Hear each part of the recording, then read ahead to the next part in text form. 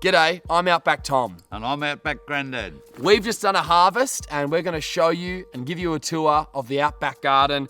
All these amazing fruits and vegetables that we can also cook up in a feed. It's full of colour, looks and tastes amazing. Let's go check out this garden.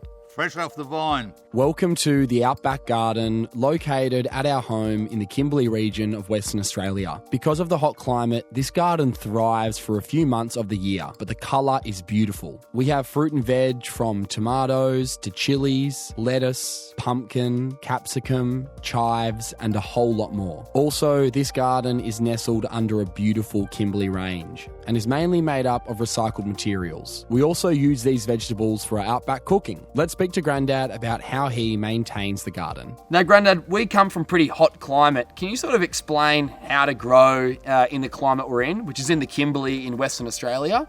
Well, really the only time you can grow it successfully is during the cool season, because you need the cool nights for the flowers to set.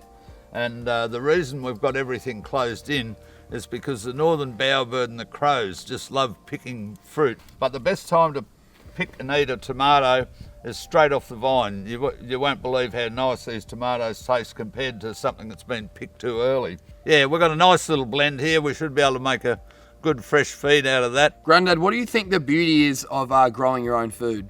Basically, you know the full history of it, what you've put on it. We don't actually spray for anything. On the beans, sometimes you get aphids, and if you don't do anything about them, they get equaled up, and then these ladybug critters will come in and eat the aphids. The ants actually farm the aphids, and the ladybugs come in and sort it all out. So you lose some stuff, but in the end, everything seems to get a feed. And Grandad, I mean, you've always told me just how much tastier a tomato is when you've homegrown it off the tree. What do you reckon the taste is compared to from the shops? Yeah, there is no comparison. There's just absolutely no comparison. Fully ripened on the vine, and that'll be...